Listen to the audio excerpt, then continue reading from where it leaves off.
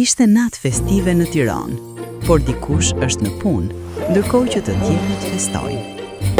Çfarë janë këto fishek zjarre orar pa orar? Po këto ndërtesa të bëra pa plan. Dhe gjithë këto kabuj të varura në mban. Nuk ka as vend në çati ku të ndalosh. Duhet gjetur parkim, por dikush po shikon.